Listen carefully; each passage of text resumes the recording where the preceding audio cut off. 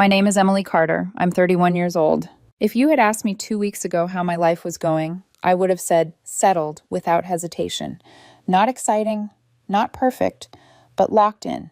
The kind of calm that comes when the big decisions are already made and all that's left is execution. I was engaged, 8 months in, wedding planned for next spring. Deposits paid, guest list drafted, dress fitting scheduled, a color palette I pretended not to care about but somehow had opinions on anyway. I had spent months telling myself that this was what stability felt like, boring in the best possible way. And then my body betrayed me. It started subtly. A scratch in my throat I blamed on dry air, a dull ache behind my eyes that felt more like exhaustion than illness. I pushed through a full workday, packed my suitcase that night, laid out swimsuits and linen dresses on the bed like props in a life I was about to step into. The trip was supposed to be our engagement celebration getaway, 5 days at a beach resort we'd been talking about since the proposal. Oceanfront suite, couples massage, sunset dinner cruise. The kind of vacation you book when you're trying to convince yourself and everyone watching that you're deeply, effortlessly happy. I paid for all of it, not because I had to, because it made sense at the time. He was between paychecks when we booked, and I told myself that partnerships weren't about keeping score. Love meant covering the gap without resentment. Love meant not making someone feel small. By the next morning, I couldn't stand without the room tilting. My skin burned. My joints ached like I'd run a marathon in my sleep. When I checked my temperature, the number on the screen made my stomach drop. By that afternoon, I was shivering under 2 blankets in our apartment, muscles trembling, head pounding, every swallow a small act of bravery. I texted him from the couch, phone heavy in my hand. "Hey, I feel awful. I don't think I can fly like this. Can we push the trip back a few days?" I stared at the screen after I hit send, waiting for the typing bubble to appear. It didn't. 10 minutes passed. 20. I closed my eyes and tried to breathe through the fever. His reply came half an hour later. "Number 1, I already requested the time off. We're going." I called him instead. He answered on the 3rd ring, already sounding irritated. I could hear movement in the background.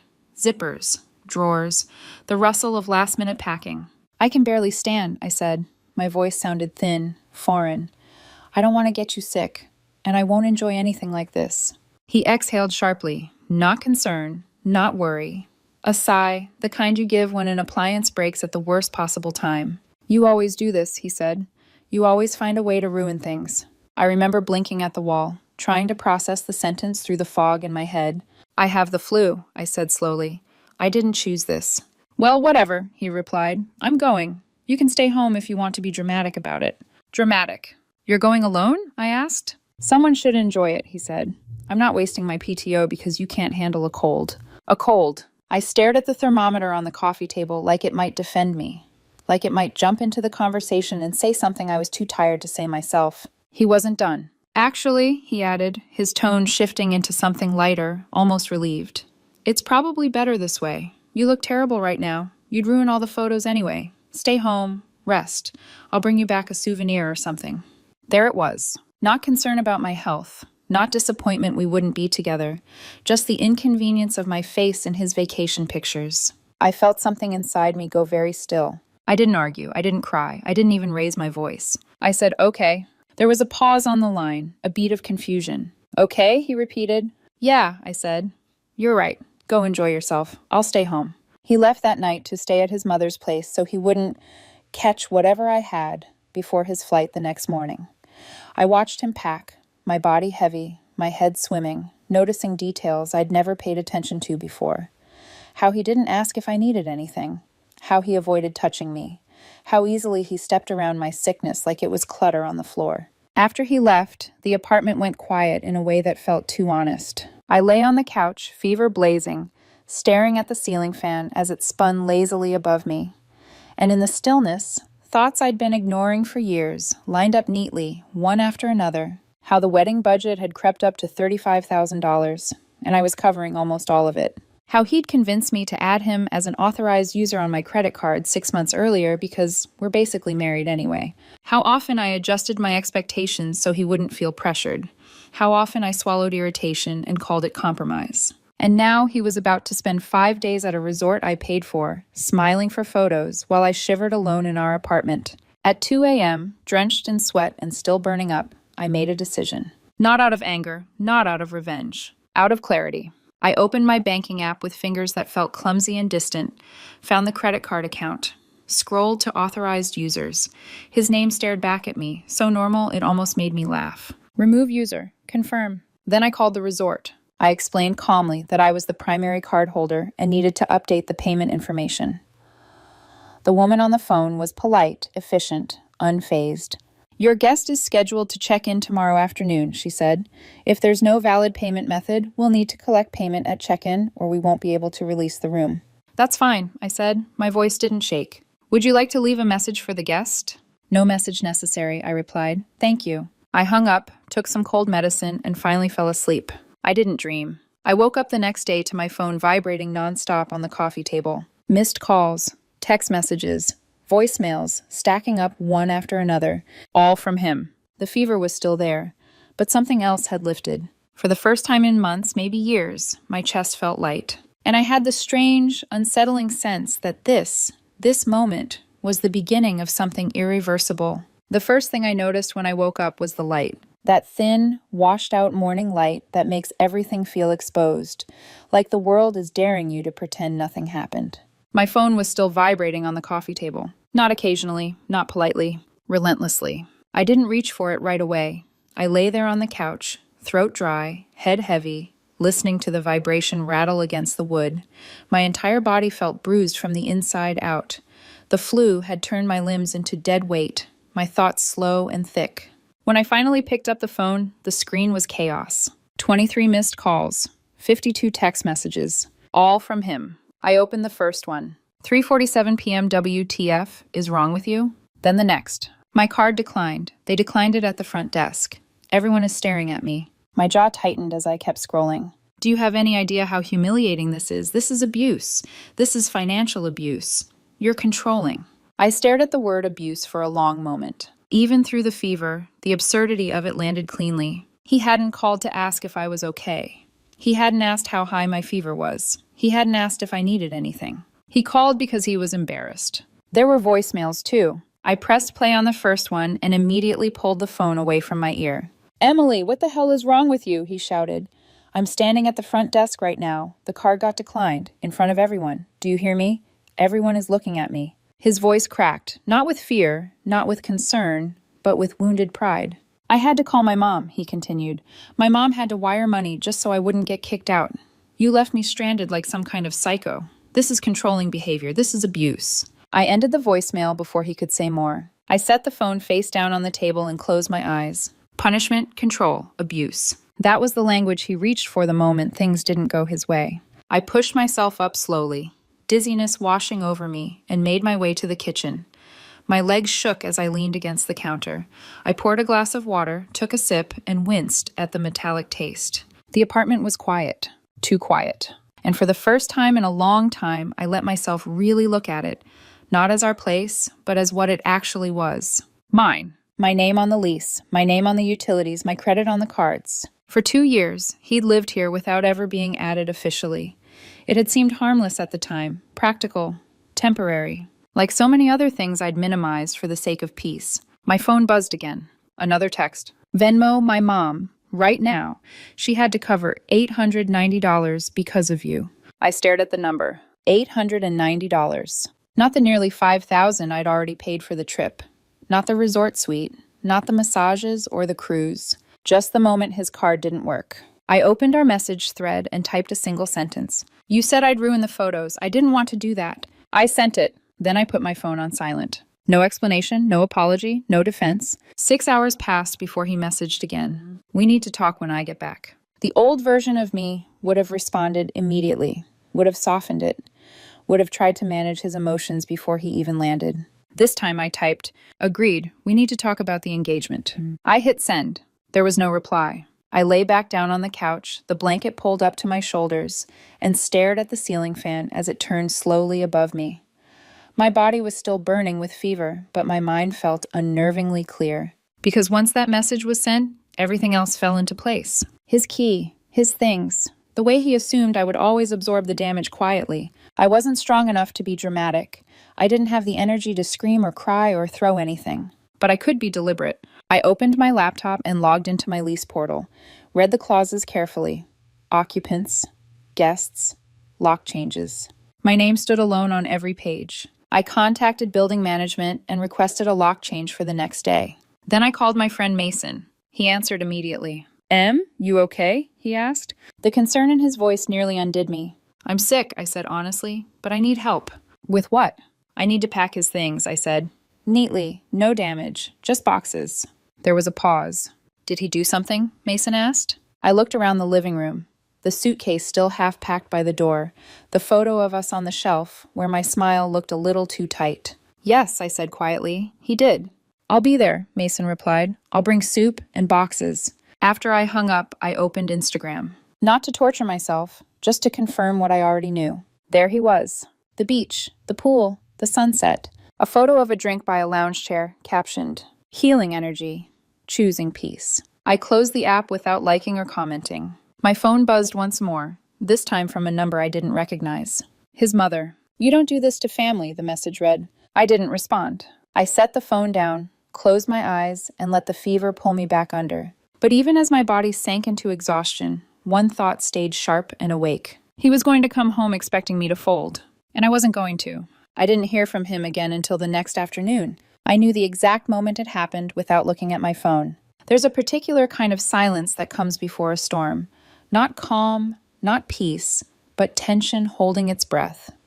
I was halfway through sipping lukewarm soup, the kind you eat because you're supposed to, not because you want to, when my phone lit up across the room. One vibration, then another, then 3 in a row. I let it buzz. For years, my instinct had been immediate response. Fix it. Smooth it over. Get ahead of the fallout. This time, I stayed where I was, wrapped in a blanket, fever-damp hair stuck to my neck, watching the screen light up again and again like it was demanding access to me. When I finally picked it up, the messages were stacked tight, one after another, each more frantic than the last. "Emily, are you serious right now? The card isn't working. They're saying there's no valid payment on file." I imagined the scene without trying. The polished marble lobby, the quiet efficiency of the front desk staff, other guests pretending not to stare while staring anyway. His next message came through before I could set the phone down. "Do you know how embarrassing this is?" There it was again. Not what happened, not can you help me figure this out, just embarrassment. I scrolled. They won't give me the room. I had to step aside because there's a line forming behind me. This is insane. My chest rose and fell slowly as I read. The fever had dulled my body, but my mind felt razor sharp. I could almost hear his voice, clipped and defensive, already rehearsing how he'd tell this story later. Then the accusations started. "This is controlling. You don't get to do this to me. This is financial abuse." I closed my eyes. It was astonishing how quickly he reached for that word when the money stopped flowing his way. How easily he reframed inconvenience as victimhood. My phone rang. I watched it vibrate across the coffee table, his name flashing on the screen. I didn't answer. Not because I was scared of what he'd say, but because I already knew. The voicemail notification popped up seconds later. I listened. "Emily," he said, breathless, voice pitched high with fury. "What the hell is wrong with you? I'm at the front desk. Right now." The card got declined. "Everyone can hear this conversation. Do you understand how humiliating that is?" He didn't pause long enough for an answer. "I had to call my mom," he continued. "She had to wire money just so I wouldn't get kicked out of the lobby like some loser. Do you know how that made me look? She covered the first night, but you need to Venmo her back immediately. This is on you." "On me." I listened until the end, then deleted the voicemail without replaying it. A text came through immediately after. "Venmo my mom $890. Now." I stared at the screen, my thumb hovering over the keyboard. $890 for one night, at a resort I'd already paid for in full. I thought about the months leading up to this trip, the planning, the bookings, the way he'd handed me his phone when it came time to confirm reservations, saying, "You're better at this stuff." I thought about how natural it had felt to take on the role of organizer, payer, fixer, and how unnatural it suddenly felt to keep doing it. I typed one sentence. "You said I'd ruin the photos. I didn't want to do that." I sent it. There was a pause, a long one. long enough that I knew he was reading it again and again, trying to decide which angle would get the response he wanted. The next message didn't come from him. It came from his mother. I didn't have her number saved, but I recognized the tone immediately. "I can't believe you would do this to my son," the message read. "You don't embarrass someone you love like that. He's devastated. You need to fix this." Fix it. That word again. As if this were a misunderstanding. As if this weren't the direct result of choices he'd made. Choices he was now desperate to hand back to me. I didn't reply. Instead, I opened Instagram. Not because I wanted to hurt myself, because I wanted to be sure. And there it was. A story posted just minutes earlier. A wide shot of the ocean. A slow pan across the pool. A glass of something cold and colorful in the foreground. "Healing energy," the caption read. "Choosing peace." I laughed. It came out hoarse and ugly, but it was real. Healing. Peace. While I lay alone with the fever, he was curating a narrative, one where he was relaxed, enlightened, unbothered. One where I was conveniently absent from the frame. My phone buzzed again. "We need to talk when I get back," he wrote. Not "can we talk," not "I'm sorry." Just expectation. I stared at the message for a long moment before responding. "Agreed," I typed. "We need to talk about the engagement." I sent it. This time the silence that followed wasn't tense. It was heavy. I knew, without needing confirmation, that something had shifted. Not for him yet. He was probably still assuming I'd cool off, apologize, explain myself into exhaustion. But for me, the line had already been crossed. I stood slowly, every movement deliberate, and walked to the front door. I rested my forehead against it for a moment, breathing shallowly, feeling the cool wood against my skin. This apartment had been the backdrop to our life together. Shared meals, late-night conversations, plans whispered in the dark. Now it felt like a boundary. I pulled my phone back out and opened my email.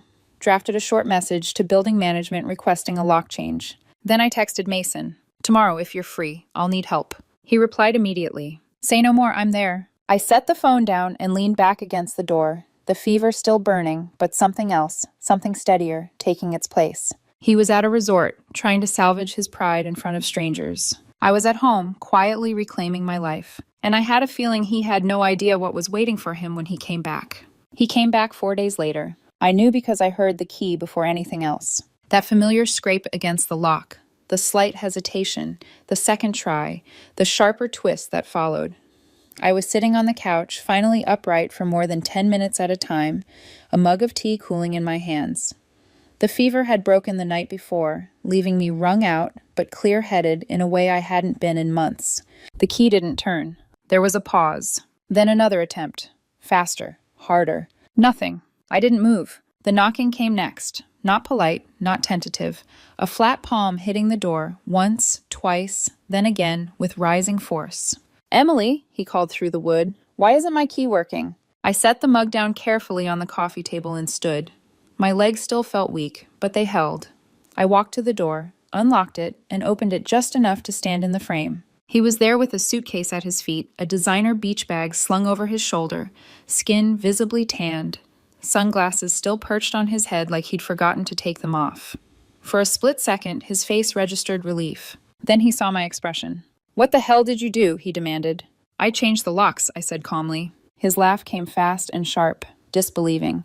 "You can't do that. I live here." "No," I replied. "You stay here. My name is the only one on the lease." His face shifted, confusion giving way to irritation sharpening into anger. "We're engaged, Emily." I held his gaze. "We were." That stopped him. He looked past me then, into the apartment, as if expecting to see evidence that this was a bluff. His eyes caught on the boxes stacked neatly along the living room wall, labeled, taped, organized. "What is this?" he asked, voice dropping. "Your things," I said.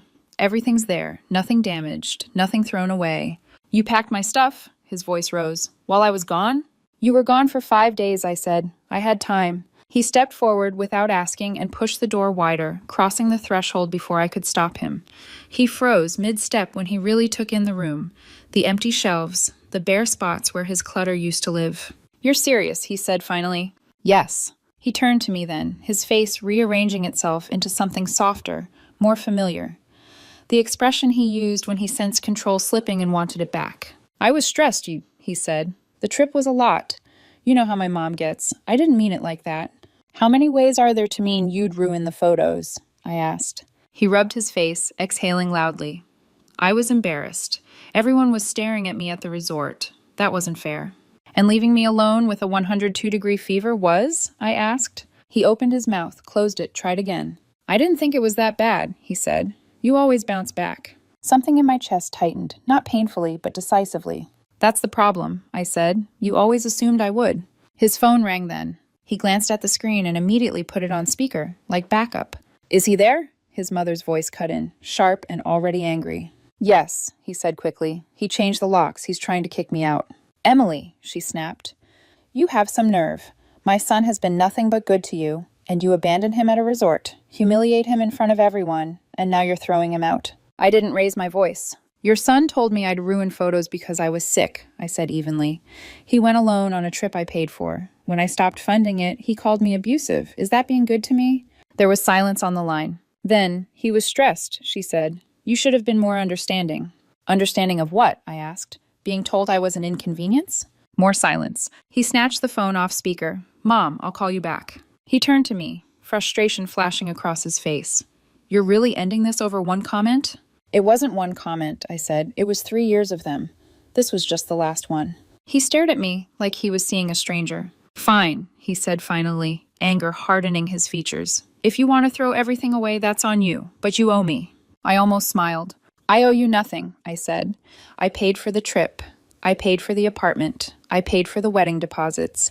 What you're feeling right now is the shock of not being carried anymore. He scoffed. This is financial abuse. It's my money, I replied. My card, my lease, my choice. He ran out of things to say after that. Just stood there, breathing hard, looking around like the room might suddenly take his side. I picked up the small velvet box from the console table and opened it. The ring caught the light. Beautiful, expensive, symbolic in a way that suddenly felt heavy. I slipped it off my finger and held it out to him. This is over, I said. Take it. He didn't reach for it. He just stared, jaw tight, eyes flicking between my face and the ring like he couldn't decide which hurt more. I'll come back for the rest later, he muttered finally. You have until tomorrow evening, I said. After that, it goes into storage. You can coordinate with the building manager. He grabbed 2 boxes at random, not caring what was inside, and walked out without another word. I closed the door behind him, locked it, and for the first time since the fever started, I took a full breath, deep, steady, and entirely my own. I didn't sleep much that night. Not because I was upset, not because I was replaying the argument in my head, looking for the moment I could have handled better. I didn't sleep because my body was finally coming down from the flu, and everything felt raw, nerves exposed, muscles aching, thoughts too sharp to dull. The apartment was quiet in a way that felt earned. No pacing footsteps, no drawers opening and closing, no sighs meant to communicate dissatisfaction without using words. Just silence. I woke up to 3 missed calls from his mother. I didn't return them. By mid-morning, she switched tactics. She showed up. I knew it was her before I even opened the door. The knock was authoritative, measured, confident, the sound of someone who fully expected compliance on the other side. I stood there for a moment, hand resting on the lock, asking myself if I was ready for this. Then I opened it. She stood in the hallway with her purse clutched to her chest, posture rigid, expression already sharpened into disapproval. She didn't ask how I was feeling, didn't mention the flu, didn't acknowledge the fact that I'd been sick enough to barely stand a day earlier. Instead, she said, "We need to talk." "I don't agree," I replied calmly. "But you can say what you came to say." Her lips pressed together. "I raised my son to be generous," she began, "to be loyal, to commit, and this," she gestured past me into the apartment, "this is how you repay that?" I leaned against the doorframe, steadying myself. "He told me I'd ruin photos because I was sick," I said. "He left me alone. He went on a trip I paid for. Those are facts." She waved her hand dismissively. "He didn't mean it like that." I almost laughed. "That's what meaning looks like," I said. "It's not just what you say. It's what you do afterward." "You're being very dramatic," she said, her tone shifting into something condescending. "Relationships require grace, understanding. You don't end an engagement over hurt feelings." "It wasn't hurt feelings," I replied. "It was a pattern." She scoffed. "Everyone says things they don't mean under stress." "Then why is it always me who's expected to absorb it?" I asked. She didn't answer that. Instead, she changed lanes. "My son was humiliated," she said. "Do you know what it does to a man to be embarrassed like that in public? To have his card declined?" I stared at her. "Do you know what it does to a woman?" I asked slowly. To be told she's an inconvenience when she's sick? To realize her partner values appearances over her health? Her mouth tightened. You should have been more supportive, Jake, she said. You know he's sensitive about money. That landed differently. He's sensitive about money, I repeated, but comfortable spending mine. Her eyes flicked away for just a second. There it was. She straightened her shoulders. Look, I'm not here to argue. I'm here to fix this. You're both emotional. Weddings are stressful. You'll cool off. I won't, I said quietly. She frowned. Excuse me? I won't cool off, I repeated, because this isn't anger, it's clarity. She studied my face as if searching for cracks, for tears, for weakness she could press on. Finding none, her voice hardened. Then you owe us, she said. The trip, the embarrassment, the stress you caused. I paid for that resort because you left my son stranded. You need to reimburse me. I shook my head once. No. Her eyebrows shot up. No? No, I said again. You chose to fund a vacation after your son was no longer authorized to use my card. That was your decision. This is unbelievable, she snapped. After everything we've done for you. I met her gaze. Name one thing you've done for me that didn't benefit your son. She opened her mouth, closed it. For a moment, neither of us spoke. The hallway felt too small for the truth sitting between us. She finally stepped back, anger flashing across her face. You're making a huge mistake. Maybe, I said, but it's mine to make. She turned and walked away without another word. I closed the door and locked it, my hand steady. An hour later, my phone buzzed with a message from him. You really let my mom come over just to shut her down? I didn't respond. Instead, I opened my email and saw the first message from a wedding vendor, asking if everything was still on schedule. I stared at it for a long moment. The engagement wasn't just ending emotionally. The aftershocks were just beginning. And for the first time, I didn't feel the urge to run toward them to soften the blow. I felt ready to stand still and let the truth land wherever it landed. The emails started coming in before noon. The florist was first. Hi, Emily. Just checking in. We heard there may be changes to the wedding timeline and wanted to confirm details before moving forward with final orders.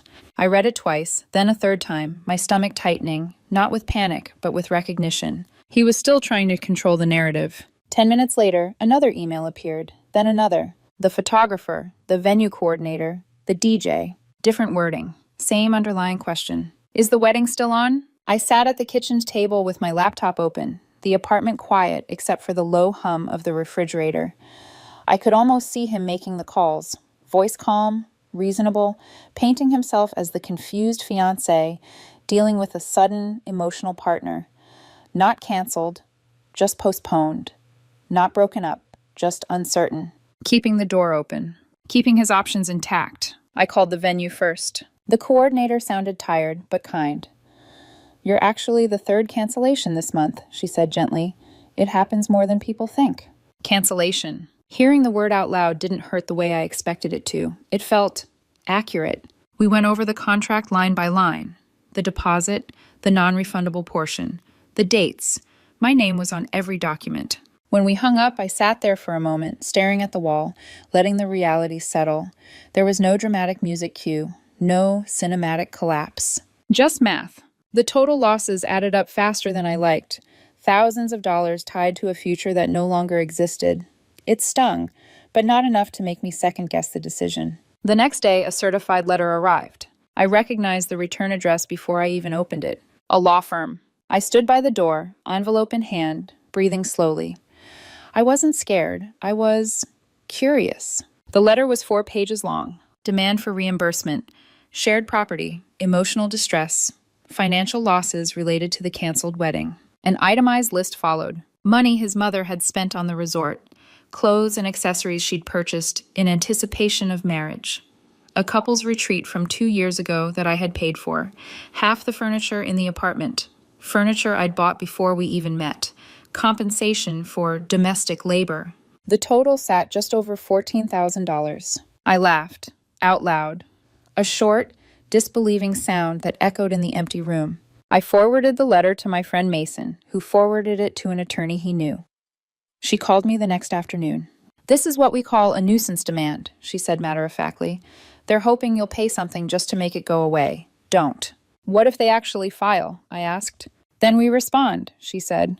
But I'd be surprised. This letter is doing a lot of talking because it doesn't have much standing. She helped me draft a response. Clean, factual, unemotional. My card.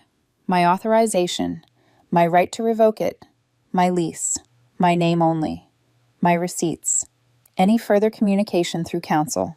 2 days after we sent it, their lawyer replied with a brief acknowledgement. Then nothing. The silence stretched, and for the first time since this started, I felt like the ground had stopped shifting under my feet, until the knock came 4 days later. It was early evening, the light outside already fading. I opened the door to find his father standing in the hallway alone. He looked older up close, tired in a way that had nothing to do with age. "Can I come in?" he asked. "I won't take much of your time." I stepped aside and let him in. We sat at the kitchen table. I offered him a beer. He accepted. "I want to apologize," he said after a moment, "for my son, for my wife, for all of it." "You don't have to," I said honestly. "I do," he replied, "because I enabled it too." He told me then about patterns. Not this exact situation, but close enough to make my skin prickle. Old relationships, old accusations, the way his wife always stepped in to smooth things over, pay the bill, rewrite the story. "You're the first person who didn't fold," he said quietly, "and I wanted you to know you're not crazy. You're not the villain here." We talked for over an hour. When he left, he shook my hand and said, "I hope you find someone who treats you like a partner. My son isn't there yet." After the door closed, I sat alone for a long time. The apartment still felt big, but now it also felt honest. And I knew the hardest part was over, not because the consequences were done, but because I was done explaining myself to people who refused to listen. The strangest thing about everything that followed was how little I had to do with it. I had braced myself for retaliation. Legal threats, public smearing, dramatic attempts to pull me back into a story where I was the villain. I kept my phone on silent more often than not, forwarded anything questionable to my attorney, and focused on small, ordinary routines that made the days feel grounded again. I started cooking properly, not survival meals, not rushed compromises. I slept better too, without the low hum of anxiety that used to follow me into every room. 2 weeks after the breakup, my phone rang with a number I didn't recognize. I almost ignored it. "Hello? Hi, Emily. This is Rachel from HR at Brightline Marketing." I didn't panic. I didn't rush to explain. "I'm calling to verify some information," she said, professional and careful. "You were listed as an emergency contact and personal reference on a recent internal application. Are you still an appropriate contact?" I took a breath. "No," I said calmly. "We're no longer together. I'd recommend he update his information." "Understood," she replied. "Thank you." That was it. I set my phone down and went back to the risotto simmering on the stove. No adrenaline, no fear, just truth, delivered plainly. What I didn't know, what I couldn't have known, was that my answer landed in the middle of something already unfolding. His firm had been auditing expense reports for months. Small inconsistencies at first. Client meals that didn't line up with calendars. Ride-share charges labeled as business travel that started and ended at his apartment. Nothing explosive on its own. Enough, together, to draw attention. Several of the flagged charges overlapped with dinners he'd told me he was treating us to. I hadn't questioned it at the time. I trusted him. I assumed generosity where there was convenience. They found just under $3,000 in questionable expenses spread over 18 months. He was fired the following week. Not because of anything I said. Not because I reached out. Not because I wanted revenge. Because patterns don't stay hidden forever. His mother blamed me, of course. A message slipped through on Facebook. Accusations of sabotage, retaliation, destroying her son's life. I screenshot it, forwarded it to my attorney, and blocked the account again. "Empty threats," the attorney said. "Emotional damages are nearly impossible to prove, especially when the consequences follow documented behavior." I didn't reply. I didn't need to. Mutual friends sorted themselves out quietly. A few checked in, carefully neutral. Others disappeared without a word. I kept the ones who mattered, the ones who listened without needing a villain. A few days later, I got a text from his father. "I wanted you to know he moved back in with his mother. He's angry, blames everyone but himself. But I see things more clearly now. You weren't wrong. I'm sorry." I read it once, then again. I didn't feel triumphant. I didn't feel vindicated. Just confirmed. He would find someone else eventually. He always did. I just hoped, for her sake, that she would see the warning signs faster than I had. That night, I finished the risotto. It was good, balanced, thoughtful. I ate the entire bowl myself. No critiques, no commentary, no one telling me it needed to be different. Just quiet, and the steady understanding that consequences had landed exactly where they belonged. By the time the dust settled, nearly a month had passed since the night my fever broke. Life didn't snap back into place. It eased, slowly, quietly, like a muscle learning how to move again after being held too tight for too long. The legal threats went nowhere. His lawyer stopped responding after our documented rebuttal. My attorney said that was usually how it ended when someone realized there wasn't leverage, just noise. The wedding deposits were harder to swallow. A few $1,000s gone for good, a reminder that some lessons come with receipts. One vendor surprised me, though. The venue coordinator called to say they'd found a couple desperate for a last-minute date. They transferred most of my remaining deposit and refunded part of it. Not everything, but enough to feel like the universe wasn't entirely indifferent. Small victories counted now. The apartment felt different with his things gone. Bigger, somehow.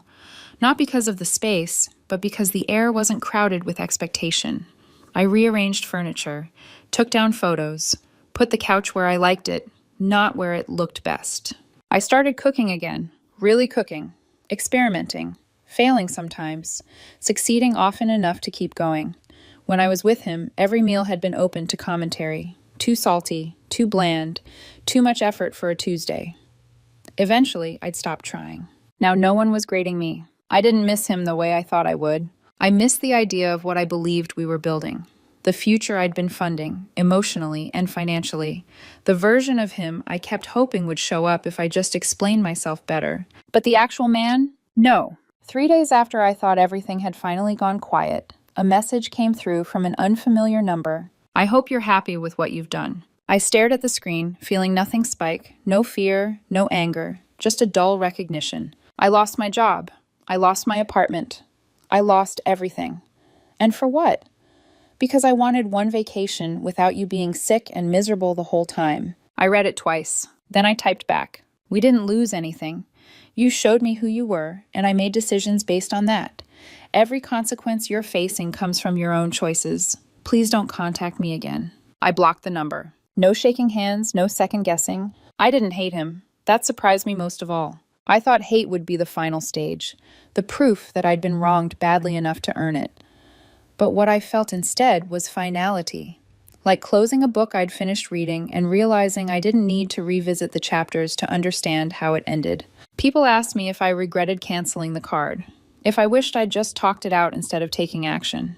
The honest answer? No, because I had talked for 3 years about feeling like an afterthought, about wanting to be partners instead of props, about the way his comments landed, even when he claimed they were jokes. He never listened, never changed, never saw a problem. The card cancellation wasn't revenge. It was clarity. He showed me exactly where I ranked in his priorities.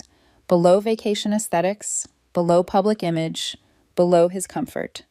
And I finally showed him where he ranked in mine. Below my self-respect. That wasn't petty. That was growth. The flu didn't ruin my engagement. It saved me from a marriage where I would have spent years apologizing for taking up space. Now when I get sick, I rest. I don't justify it. I don't minimize it. I don't ask permission. I make soup. I sit on my couch. I heal. And I don't apologize to anyone for being human. It's been a little over a month now. Long enough that the story has stopped feeling raw. Long enough that the sharp edges have dulled into something quieter, something I can hold without flinching. The apartment doesn't feel empty anymore. It feels intentional. Every object in it is here because I chose it. The couch faces the window now. The spare room is no longer a storage space for someone else's half-finished projects. I turned it into an office, a place where I can close the door and think without worrying whether my focus will be mocked as too intense or overkill. The wedding is officially done. All contracts canceled. Final emails sent. No more subject lines asking if I'm sure. The last refund hit my account 3 days ago. It wasn't everything I'd put in, but it was enough to feel like closure instead of loss.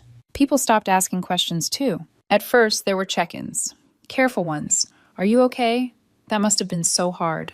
Then the world moved on, as it always does. I didn't rush to replace what I'd lost. I didn't download dating apps. I didn't reinvent myself. I didn't post anything cryptic online. I just lived. Mornings with coffee I actually enjoyed.